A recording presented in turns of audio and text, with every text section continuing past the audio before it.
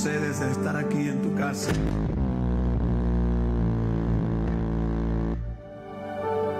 En esta noche, en esta tarde, por tremendo privilegio que nos concede de estar vivo en esta tierra donde muchos no pudieron abrir sus ojos.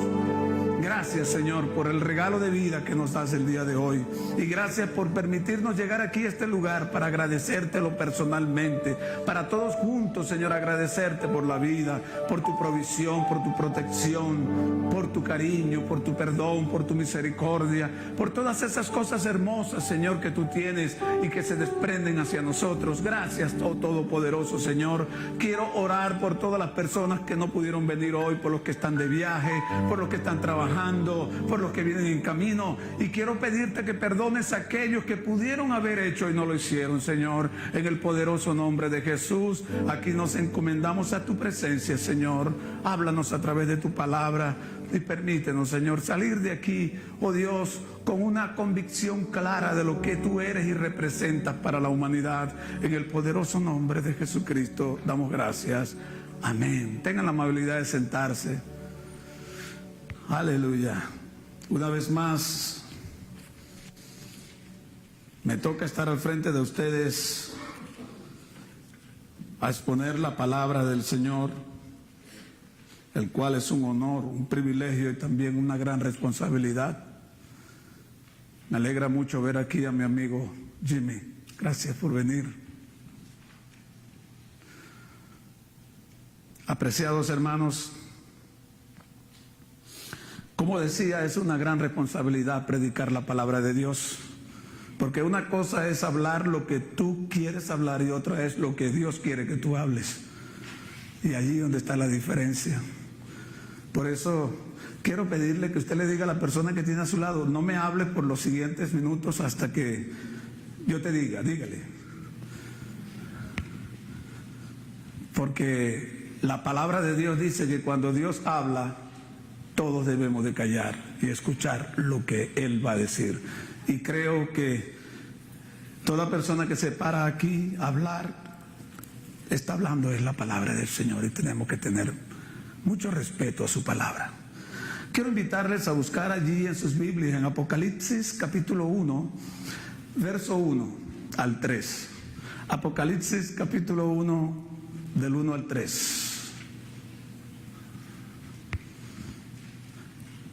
Allí lo tenemos en el screen. Dice: la revelación de Jesucristo que Dios le dio para manifestar a sus siervos las cosas que deben suceder pronto, y la declaró enviándola por medio de su ángel a su siervo Juan, que ha dado testimonio de la palabra de Dios y del testimonio de Jesucristo y de todas las cosas que ha visto. Bienaventurado el que lee y los que oyen las palabras de esta profecía y guarden las cosas en ellas escritas, porque el tiempo está cerca. Y en Apocalipsis capítulo 3, 19, 3, 14 al 21, dice de la siguiente manera: escribe el ángel de la iglesia de la Odisea: he aquí el amén, el testigo fiel, el verdadero, el principio de la creación de Dios, dice esto: yo conozco tus obras, que ni eres frío ni eres caliente. Ojalá fuese frío o caliente, pero por cuanto eres tibio y no frío ni caliente, te vomitaré de mi boca. Porque tú dices: yo soy rico y me he enriquecido y de ninguna cosa tengo necesidad, y no sabes que tú eres un desventurado, miserable, pobre, ciego y desnudo. Por tanto, yo te aconsejo que de mí compres oro refinado en fuego, para que seas rico, y vestiduras blancas para vestirte, y que no se descubra la vergüenza de tu desnudez, y unge tus ojos con colirio para que veas. Yo reprendo y castigo a todos los que amo. Sé pues celoso y arrepiéntete. He aquí, yo estoy a las puertas y llamo. Si alguno oye mi voz y abre la puerta, entraré a él y cenaré con él y él conmigo. Al que venciere, le daré que se siente conmigo en mi trono, así como yo he vencido y me he sentado con mi Padre en su trono. El que tiene oído, oiga lo que el Espíritu dice a la iglesia. Esta palabra fue revelada a uno de los apóstoles de nuestro Señor Jesucristo en un momento que estaba pasando por los momentos más críticos de su vida. Había sido execrado de la sociedad, había sido expulsado, condenado a vivir en una isla, como vamos a hablar como la isla de Alcatraz aquí, donde es prácticamente una cárcel, donde no podía salir de ninguna manera. En esa condición estaba Juan, había sido mandado a ese lugar. Él se le reveló en el momento más crítico de su vida, se le revela las cosas más extraordinarias que hombre alguno haya pensado jamás. Se le revela no solo, como dice allí en Apocalipsis capítulo 1, no solo lo que has visto, o sea, está hablando del pasado, sino lo que es, está hablando del presente y lo que será después de esto. El Señor le habló de todas esas cosas porque debemos de entender que el Señor es eterno en el pasado, Él es eterno en el presente y Él es eterno en el futuro. Y como Él lo sabe todo, nadie mejor que Él para revelarnos las cosas, para enseñarnos su propósito, para enseñarnos su voluntad que es agradable y perfecta para todos sus seres queridos. El tema para esta tarde, las 7 etapas de la iglesia. Una etapa, ¿qué es una etapa? Una etapa es una secuencia de algo, de alguna cosa. En este caso, cuando nosotros nacemos, pasamos por 7 etapas en la vida. Primero es la niñez, soy un niño. La segunda etapa es la infancia. La tercera etapa es la adolescencia. La cuarta etapa es la juventud. La quinta etapa es la juventud adulta. La sexta etapa es el adulto. Y la séptima etapa es el anciano. Esas son las 7 etapas que atravesamos los seres humanos. Interesante esta división, esta etapa de lo que se llama de seres humanos, porque lo mismo sucede con la iglesia de nuestro Señor Jesucristo. Tuvo 7 etapas. Tiene 7 etapas por las que has transcurrido y permítame hacer un viaje en el tiempo, en la historia, para descubrir, para juntamente con usted, compenetrarnos en cada una de esas etapas de la iglesia, de tal manera que podamos nosotros sacar conclusiones sabias o inteligentes en este lugar acerca de lo que realmente es la iglesia de Jesucristo para cada uno de nosotros. En este pasaje hemos leído la carta a la última iglesia. Cuando Jesús se revela ya en el capítulo 2 a Juan, le dice: escribe a estas iglesias, y numeró a 7 iglesias que representaban la cúpula cristiana, la cúpula del pueblo de Dios en el Asia Menor. En ese lugar estaban esas 7 iglesias, y entre ellas estaba Éfeso, Esmirna, Tiatira, Pérgamo, Filadelfia, Laodicea. Están 7 nombres, 7 ciudades que representaban la iglesia local. Allí estaba esa carta que el Señor le dio a Juan, que le reveló a Juan, trae un mensaje para cada una de esas iglesias.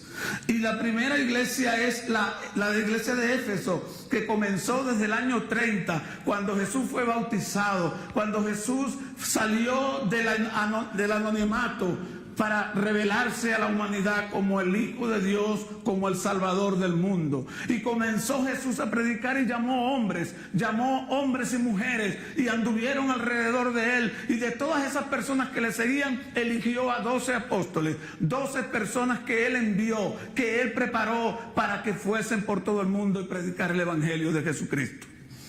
Esa es la etapa que llamaríamos la etapa apostólica, la etapa de la iglesia apostólica, donde fue hasta el año 100 que hubo la influencia de los apóstoles en la iglesia. Y mientras los apóstoles estuvieron en la iglesia, influenciando la iglesia era vigilada, la iglesia era custodiada por aquellos hombres de tal manera que no fuese infiltrada por cosas anormales que fuesen a destruir el verdadero propósito de Dios en la tierra.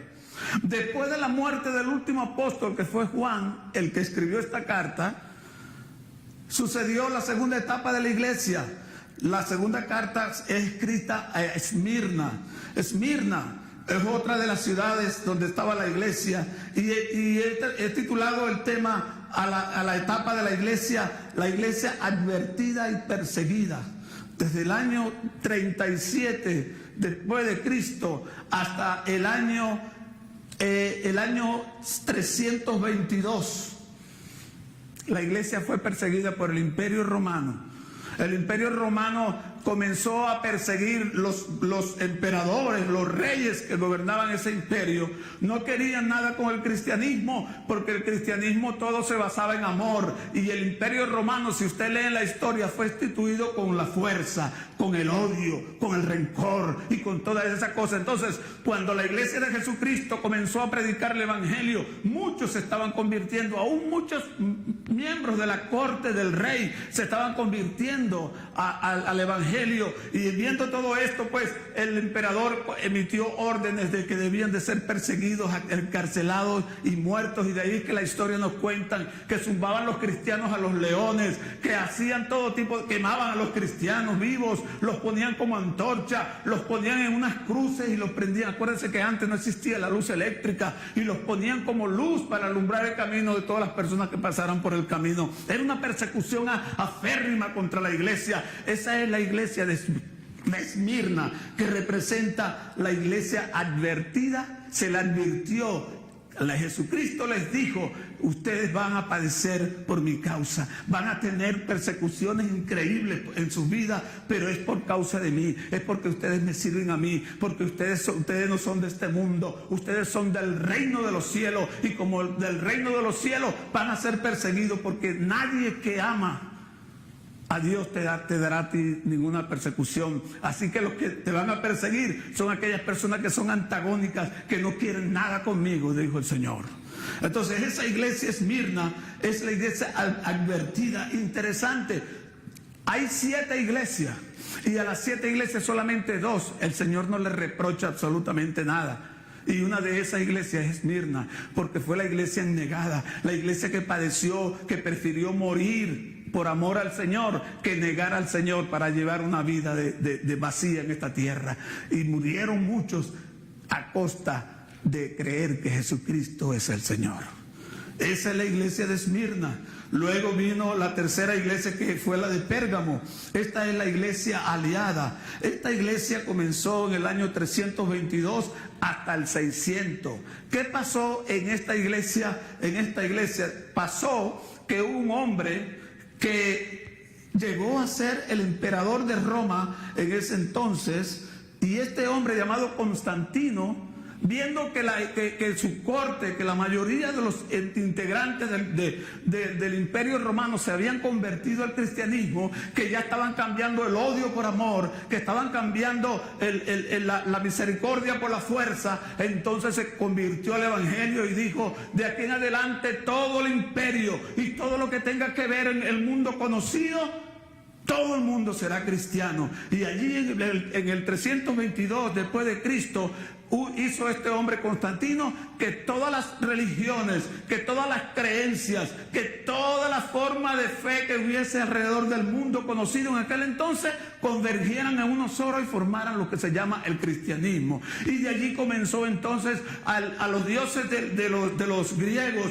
a Zeus, a todos esos dioses fueron trasladados a dioses cristianos. Y por eso es que hay tantas cosas hoy en día que representan a la iglesia, que representan a Dios, que representan al cielo, y hay tantas religiones, tantas cosas, por la sencilla razón de que ese edicto que lanzó este hombre Constantino causó un gran daño a la iglesia, en el sentido de que se infiltró todo tipo de creencia, siendo que Jesús, cuando estuvo en la tierra, les enseñó un solo camino. Él lo dijo: yo soy el camino, yo soy la verdad y yo soy la vida, y nadie llega al Padre si no es a través de mí, dijo Jesús. Y aquellos caminos, se infiltraron muchos caminos a la iglesia, muchas ideologías, muchas formas de pensamientos.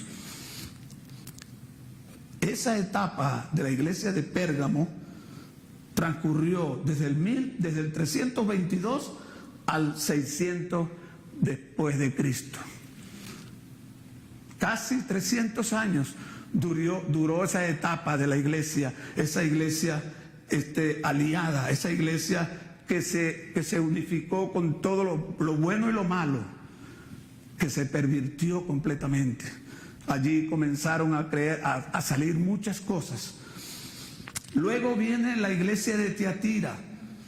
Tiatira está representada, que es la cuarta iglesia, está representada con la iglesia confrontada. Una iglesia confrontada. En el año 600 después de Cristo, la iglesia estaba tan cómoda, como pertenecía al imperio y todo estaba controlado por ellos. ¿Quieres casa? Hay casa. ¿Quieres esto? Que todo lo tenían. Todo, y es porque ya estaban unificados con el imperio. Es más, nadie podía tocarles, nadie podía hacerles nada en contra, porque se metían con el emperador, se metían con el imperio. Pero en el año 600 después de Cristo surgió un hombre llamado Mahoma. Y de Mahoma descienden los musulmanes. Y los musulmanes entablaron una guerra terrible contra la iglesia cristiana, a tal punto que conquistaron a Jerusalén, y la ciudad más importante en cuanto a religión se refiere es Jerusalén. Y los musulmanes conquistaron, en el año 600 conquistaron a Jerusalén y tomaron y pusieron allí porque acuérdense que ya no había templo, porque en el año 70 un general llamado Tito destruyó el templo de los judíos allá en Jerusalén. No había templo en ese momento. Y resulta que cuando este hombre Mahoma formó su grupo, Mahoma murió y se fue, pero el grupo de personas que creyó en Mahoma como el profeta de Dios comenzaron a hacer la guerra y dominaron a la nación de Israel, y construyeron lo que hoy se llama, allá en Jerusalén donde estaba el templo, construyeron una mezquita que se llama la mezquita de Omar. En esa mezquita, eso es intocable. Y tiene una guarnición terrible. Allí nadie puede acercarse. Y resulta que en ese año 600 comenzaron la guerra de la cruzada, donde la iglesia católica mandaba a sus soldados, y había una guerra que ellos titularon como la guerra entre los cristianos y los musulmanes. Eso duró un largo tiempo. Esa fue una de las etapas más largas que ha tenido la iglesia en cuanto a decadencia se refiere, en cuanto a contraposición, como fueron los musulmanes contra la iglesia cristiana. Eso duró hasta el 1500. En el 1500 comienza a generarse algunas inquietudes en algunos hombres que estaban dentro de la iglesia, porque veían cómo habían atrocidades, cómo es posible, si la Biblia dice que amarás a tu prójimo y que el amor cubre multitud de pecados, si Jesús le enseñó a la iglesia. Esos algunos hombres que estaban inmersos en la iglesia en el 1500 en adelante, que decían que esa no era la voluntad de Dios, la forma como la iglesia se estaba conduciendo. Todo se hacía por obligación, los obligaban a uno a pagar impuestos, le obligaban a hacer todas las cosas. Nada podían hacer sin que tuviera la iglesia la autoridad o autorizar a alguien para hacer. Todo estaba controlado por la iglesia. La iglesia era el poder absoluto. Acuérdense que esa era desde que Constantino la estableció, eso fue la línea que agarró la iglesia, el poder absoluto. Entonces, en esta condición, en el 1517 exactamente, surgió un hombre llamado Martín Lutero. El 31 de octubre de 1517, este hombre, un monje de la iglesia, leyendo la Biblia, porque acuérdense que en aquel entonces solamente tenían el privilegio de leer la Biblia algunos jerarcas de la iglesia, no todo el mundo. ¿Ve?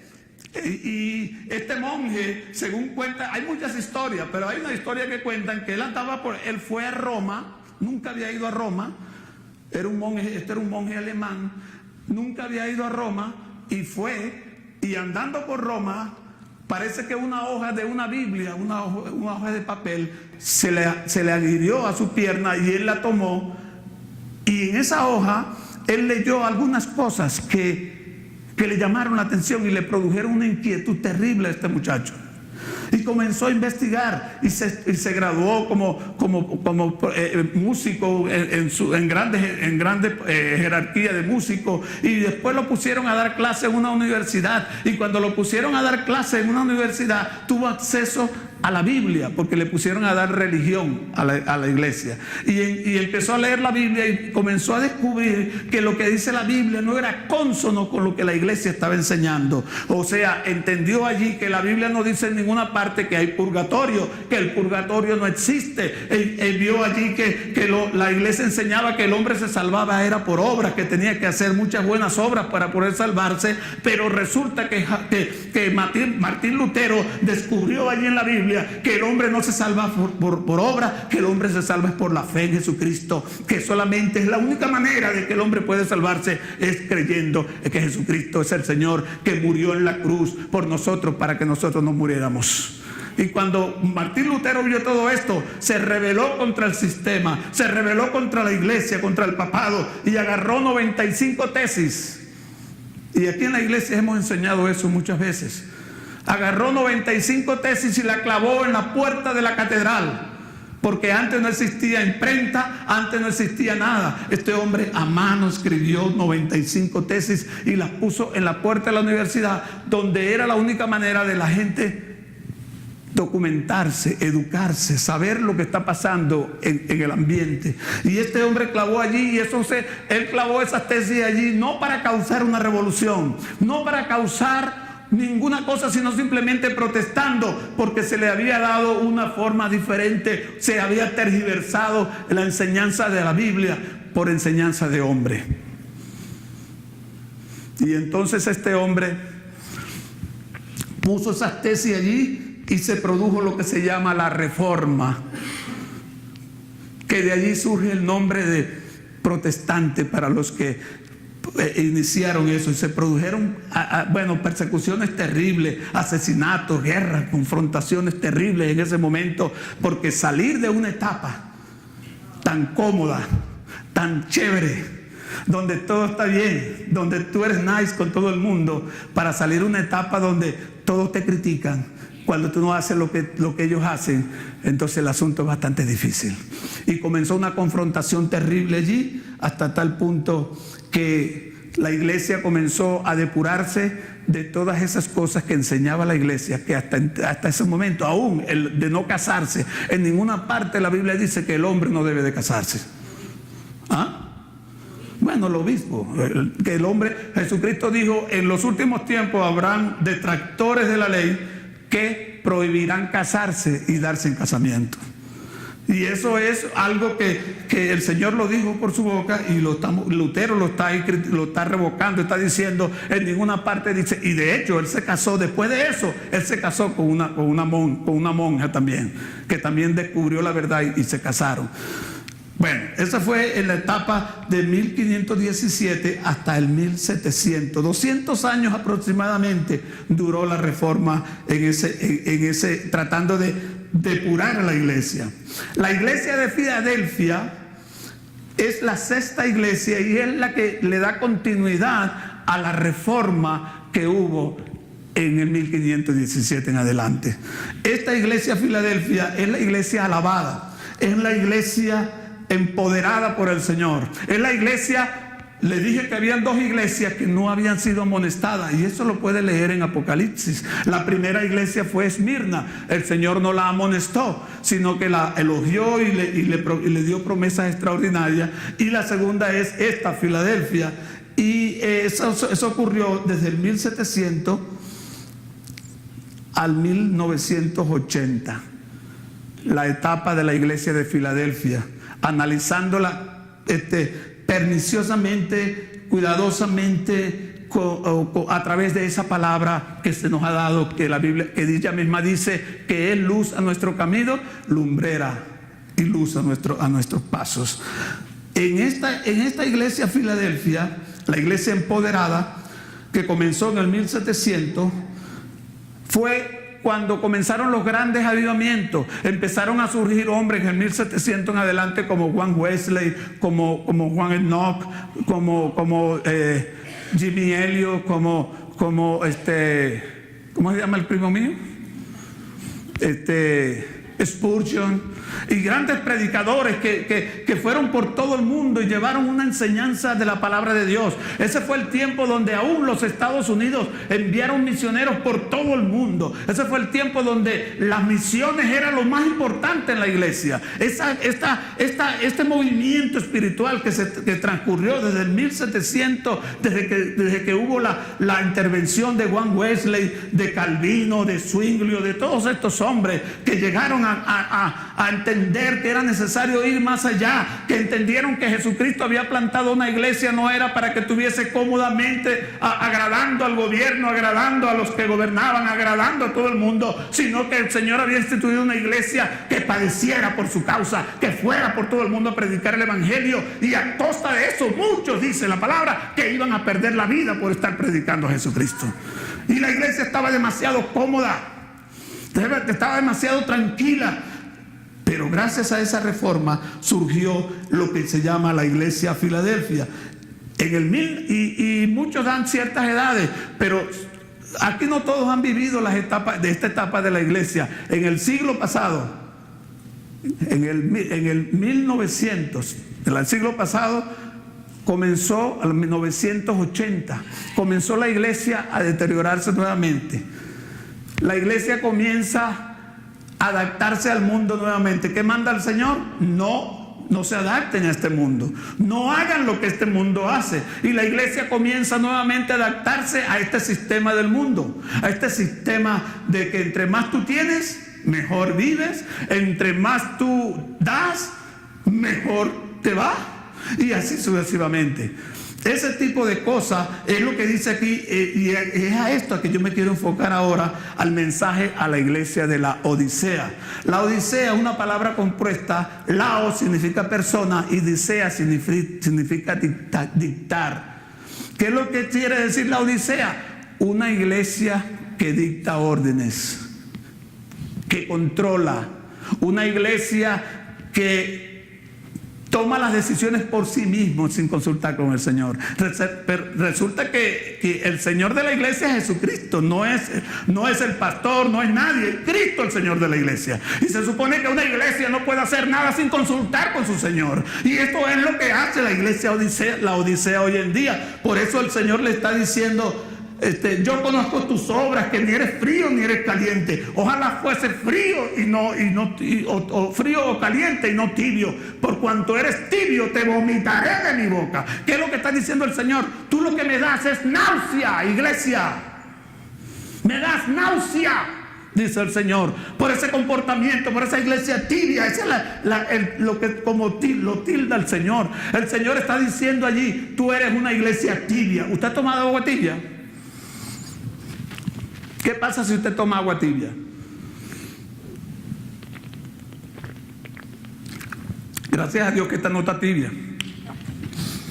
Si tú tomas agua tibia te provoca náusea, vomitas. Así que ya saben, le doy ese secreto gratis. Cuando se sienta mal, mándese un vaso de agua tibia y ya.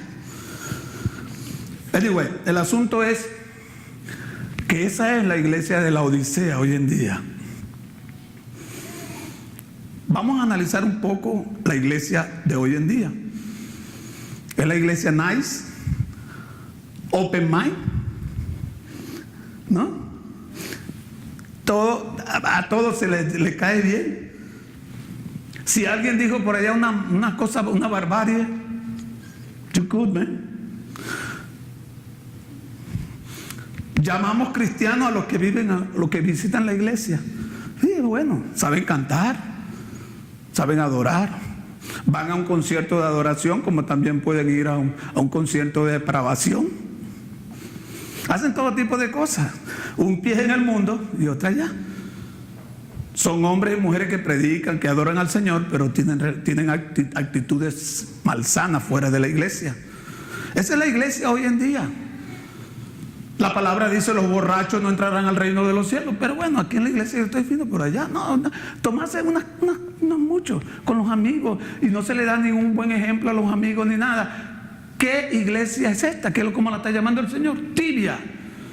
Y eso le produce al Señor náusea, apreciado hermano. Esa es la iglesia en que tú y yo estamos viviendo hoy en día. Nos ha tocado vivir a nosotros. Pero así como está hablando de mucha gente que tiene doble vida, que tiene una doble función, una doble forma de actuar, también dice aquí, y dice, he aquí,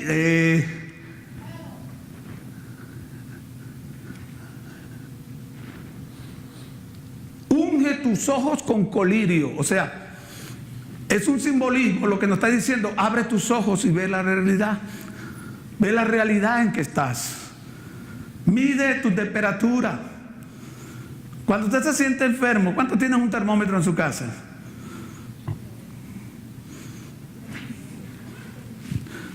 Mide tu temperatura espiritual.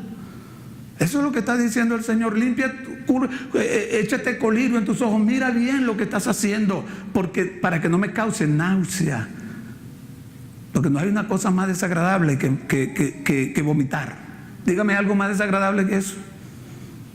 Usted ve una caca por allá, pero ve un vómito, le da asco. Y eso es lo que el Señor está diciendo, hermano. Y yo no quiero ser un asco en la boca del Señor. Yo quiero ser una sonrisa en la boca del Señor. Yo quiero ser algo agradable en la boca del Señor. Que diga: venid a mí, bendito, buen siervo. En lo poco me fuiste fiel, en lo mucho te pondré. Eso es lo que yo quiero. Y espero que usted también quiera escuchar lo mismo. Quiera escuchar esto. Entonces, para nosotros poder ajustarnos al propósito de Dios. Yo me imagino a Dios. Yo voy a poner este ejemplo, vamos a analizarlo desde este punto de vista. Usted como padre y madre, usted tiene un hijo. Cuando el hijo nace, uno tiene unos sueños tremendos con ese hijo, ¿verdad que sí? A los que tenemos hijos, los que no saben ni qué, no lo pueden imaginar. Pero usted y yo que tenemos hijos, cuando vemos nuestros hijos que comienzan a gatear, que comienzan a caminar, que comienzan a romper las cosas que nos costaron dinero y tantas cosas, nosotros tenemos un sueño extraordinario, maravilloso con ese niño, con esa niña, y lo vemos pasar por las diferentes etapas. Ya dejó de ser niño, ahora es un infante, y como infante comienza entonces a demandar otras cosas que no podía, que no hacía cuando era niño, y cuando llega adolescente ni hablar, porque esa es la etapa más difícil, donde el adolescente, descubriendo lo que es, descubriendo cómo es, pues se convierte en una persona con una inquietud terrible y una rebeldía y una cosa, porque como se está descubriendo a sí mismo lo que quiere, y como cada quien tiene un deseo diferente, cada quien tiene un gusto diferente, cada quien tiene una identidad diferente, entonces ellos se sienten invadidos cuando se les dice: acomode la cama. Y eso es normal, y tú y yo fuimos adolescentes, tú sabes que es así. Es más, a veces somos hasta más terribles de lo que estoy diciendo aquí. El asunto es que el padre comienza a ver cómo esos deseos que tuvo allá en su corazón cuando el niño nació, a cuando ya es adolescente, cuando ya llega a la etapa de joven, y vemos al joven: ya yo tengo 18 años, ya yo puedo hacer con mi vida lo que me dé la gana, tú no tienes que meterte en mi vida y cosas así. Entonces comienzan los sueños a desmoronarse. Comienza el dolor en nuestros corazones en ver que ese sueño que tuve ya no lo veo una realidad en un muchacho. Y cuando llega el joven adulto, ya no visita al padre, a la madre, ni lo llama. Ya no hay una relación. Y ahí está el pobre padre, la pobre madre, mis sueños por el suelo. Porque no estoy viendo lo que quería. Así mismo está el Señor. El Señor estableció una iglesia diferente, una iglesia santa, una iglesia dispuesta a dar su vida por Él en los primeros 100 años.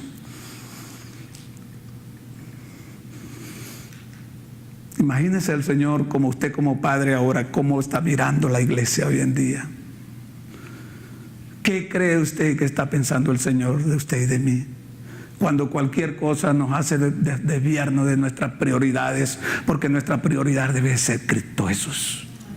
Más nada. Y mi prioridad, cualquier cosa me hace desviar.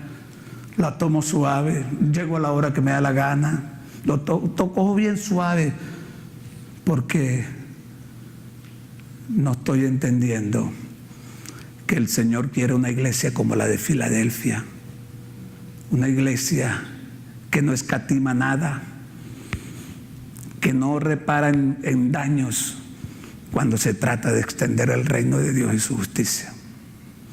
Una iglesia que va a predicar. Aquí hablamos, vamos a salir a evangelizar y salen 2 o 3. Conozco a poca gente que cuando van buscando una iglesia para congregarse, preguntan, ¿hay evangelismo aquí? ¿Se evangeliza? ¿Se hace misiones? No preguntan eso. Lo que ven son las fachadas de las iglesias. ¿Qué dice ahí? Tú dices que eres rico, le dice el Señor a la iglesia de Filadelfia, de la Odisea. Y tú lo que eres un desventurado, un pobre, un pata en el suelo, un desnudo. Las iglesias, mira las millones de dólares que se invierten hoy en día en las iglesias, en los templos. ¿Se parecerá a la iglesia de la Odisea que dice aquí?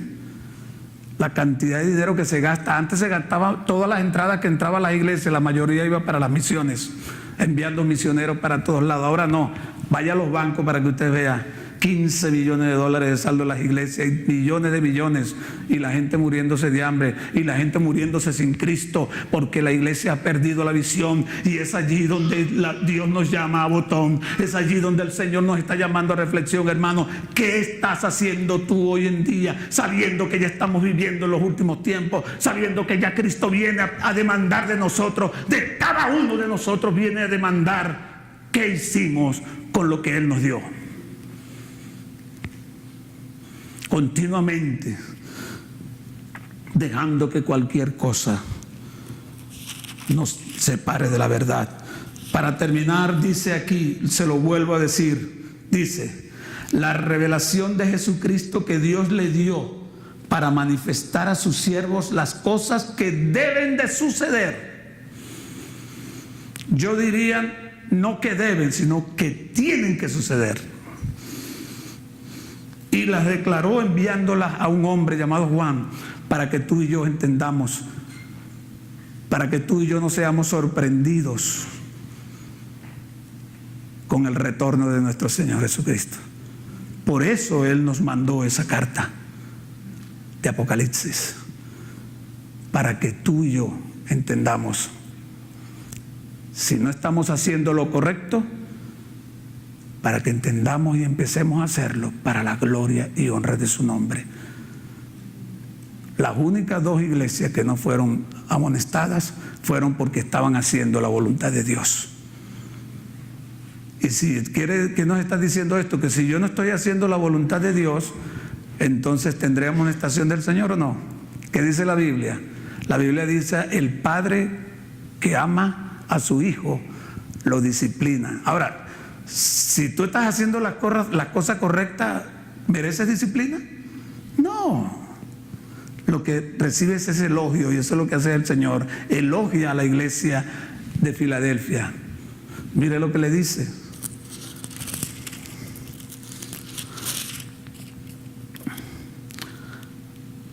Y dice, por cuanto has guardado la palabra de mi paciencia, yo también te guardaré de la hora de la prueba que ha de venir sobre el mundo entero para probar a los que moran sobre la tierra. He aquí yo vengo pronto, retén lo que tienes para que ninguno tome tu corona. ¡Wow! Eso lo está diciendo a una iglesia empoderada, a una iglesia que está cumpliendo con el propósito de Dios. Y es lo que yo estoy seguro, si no me equivoco, de que el corazón de Dios hoy en día, es decir, de cada uno de nosotros, guarda lo que tienes, no te lo dejes quitar con nadie. El problema es que tú tienes, hermano. ¿Tienes religiosidad? ¿Tienes religión en tu corazón? ¿O tienes convicción de que Jesucristo es el Señor? ¿Qué hay en tu corazón? ¿Qué hay en tu vida? Jesucristo vino a mostrarnos un estilo de vida. Y si yo no estoy viviendo de acuerdo a ese estilo de vida, tengo un gran problema con el Señor. Y yo llamo en esta tarde a reflexión a aquellas personas. Si hay alguien aquí que a través de este mensaje entiende que no está teniendo la línea de vida, el modelo de vida, Jesucristo es el modelo. ¿Cuántos son pintores aquí? ¿Les gusta pintar? No me vayan a pintar a mí, porque lo que van a saber más arruga que otra cosa. A mí no me vayan a pintar. Pero un pintor necesita modelos, sea lo que sea, la naturaleza, cualquier cosa que va a pintar. Jesucristo el Padre eterno, Dios eterno, nos proporcionó a nosotros un modelo, se llama Jesucristo. Cualquiera pues que quiera parecerse a ese modelo tiene que cambiar. De modo que si alguno está en Cristo, nueva criatura es. Las cosas viejas pasaron y aquí todas son hechas nuevas. Cuando una persona realmente cree en Cristo, deja la sinvergüenzura, deja el adulterio, la fornicación, la mentira y todas esas cosas por amor a aquel que dio su vida por él. Y es lo que Dios quiere que tú y yo entendamos, iglesia del Señor, en esta tarde. Así que ponte de pie conmigo en el nombre de Jesús. No podemos ser como la iglesia de Filadelfia, pero podemos ser mejor que la iglesia de Filadelfia. Porque Jesucristo dijo, lo que yo hago lo harán ustedes mayor a lo que yo hago. Y el propósito de Dios es eso, que tú y yo hagamos el propósito de Dios en esta tierra. Pero para eso tenemos que dejar a un lado las comodidades. No es tiempo de estar en comodidades, no es tiempo de estar tranquilo, con la mente abierta, porque para estar bien con todo el mundo. No se puede estar bien con el mundo. El mundo es antagónico a Dios. Esta tierra, no estoy hablando de la tierra, estoy hablando del sistema en que vivimos.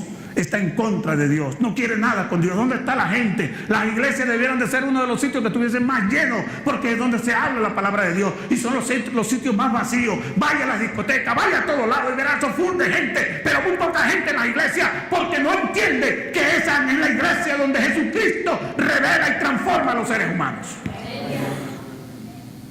Padre eterno, yo bendigo esta congregación aquí en esta tarde en el nombre de Jesús. Aquellos que no han entendido, Señor, revélalo, porque tú no lo revelas, nada va a pasar. Pueden escuchar y escuchar y escuchar y nunca entenderán. Por eso, Señor, revélalo tú. Si hay alguna vida aquí en esta tarde, Señor, que no comprende, que no entiende, revélaselo, Señor. Revélale tu plan de salvación. Revélale el modelo tuyo, Señor, para su vida.